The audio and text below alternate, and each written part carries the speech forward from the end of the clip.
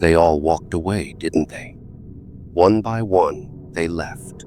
Some did it silently, fading into the background like ghosts who never really mattered. Others? They made sure I heard every word, every excuse, every betrayal disguised as honesty. You've changed. You're too much. You're on your own with this. Ah, that last one. That one hit the hardest. Because they weren't wrong. I was alone. But what they didn't understand was this. Solitude is not a prison. It is a forge. When the last person turned their back on me, I didn't beg. I didn't chase. I didn't drown in self-pity like they expected. No. I did something far more dangerous. I disappeared. I locked myself away, not in sadness, not in weakness, but in preparation. They thought leaving me in the dark would destroy me. They never considered that I would become the darkness. See, people fear being alone because they don't trust themselves. They rely on the noise of the crowd, the validation, the illusion of connection. They fear the silence because in silence, you meet yourself. And most people, they don't like what they see. But me, I embraced it. I faced every demon, every scar, every ugly truth that made me who I am. And then, I did what no one expected. I built myself from the ground up, day after day, hour after hour. The world forgot about me, but I did not forget about myself. I trained while they gossiped. I studied while they wasted time. I evolved while they stayed the same. Until one day, I looked in the mirror and didn't recognize the man staring back. I wasn't broken. I wasn't lost. I wasn't abandoned. And now the world will feel what it created. They laughed when I fell. They whispered when I was down. They thought they had buried me, but they should have made sure I was dead. Because now I walk among them, unseen, unknown, until it's too late. I don't need applause. I don't need approval. I don't need their fake admiration. I don't need a crowd to be powerful. I built my strength in solitude. And now I stand alone. And there is nothing more powerful than that. They don't see the damage they do, not at first. They walk away so casually, so effortlessly, as if you were just a chapter in their story, one they could close without a second thought. They say things like, "You'll be fine, it's for the best. You'll understand someday." They pat themselves on the back, call themselves good people while they watch you drown. And then they forget about you. They move on as if you never existed. But you're left with the wreckage, the echoes of their words bouncing around in your head like a song you can't turn off. You start questioning yourself. Was I the problem? Was I too much? Maybe they were right. And that's how it starts. The fall. Not all at once. No, that would be too easy. The fall is slow, drawn out, excruciating. First, the silence. The realization that the people you once trusted are no longer there. Then, the self-doubt. The whispers in your head telling you that maybe, just maybe, you deserve this. Then, the loneliness. The weight of it.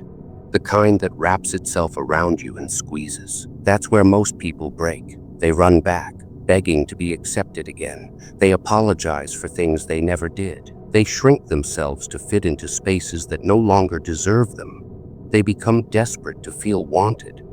But I did the opposite. I embraced the fall. I let myself hit rock bottom, not to suffer, not to wallow in misery, but to see what I was truly made of. Because here's the truth no one tells you. Rock bottom is a place of creation, not destruction. At first, the silence was unbearable. I was used to the noise, the fake laughter, the meaningless conversations that filled the empty spaces. But when all of that was stripped away, when the last person walked out and the last echo faded, I was left with me. And that's where the war began. You see, people think loneliness is about missing others. But real loneliness? It's facing yourself. The real you. Not the version you show the world. Not the one you edit and filter to be acceptable. No, the real you. The broken parts. The unspoken thoughts. The darkness you pretend isn't there. Most people run from it. They drown it out with distractions. Social media, empty relationships, whatever it takes to avoid the mirror. But I didn't run. I stared into the abyss. And for the first time, the abyss stared back. And do you know what I saw? Potential. Not the weak, approval-seeking version of me that the world had shaped. No, I saw someone ruthless. I saw someone unstoppable. I saw someone who had been caged his entire life, waiting for the day he finally understood who he was meant to be. And that day had finally come. So, I did what needed to be done. I destroyed the old me. Every weakness, every insecurity, every ounce of self-doubt, I burned it all. And from the ashes, I built something new, something the world wouldn't recognize. I spent days, weeks, months in solitude. No distractions, no fake friendships, no meaningless noise, just me and the fire inside my chest. I trained my mind until nothing could break me. I trained my body until I became unshakable. I trained my soul until I understood that I was all I would ever need. And one day, I woke up different. The pain was gone. The doubt was gone. The need for validation? Dead. I stepped out into the world, not as the man they abandoned, but as the man they should have feared. They didn't see it coming. Because while they were busy underestimating me, I was busy becoming something they could never comprehend. And now I walk among them. But I am not one of them. I do not seek approval. I do not crave acceptance. I do not bend. I do not bow. And I do not break. They don't know what I've become. But they will. They will feel it. Because the man they abandoned, he no longer exists. This is not a warning. This is not a threat. This is a statement of fact. I don't need a crowd to be powerful. I don't need an army. I don't need applause. I built my strength in silence. I sharpened my mind in solitude. I became who I was meant to be, alone. And there is nothing more dangerous than a man who walks this world without needing a single soul. So let them talk.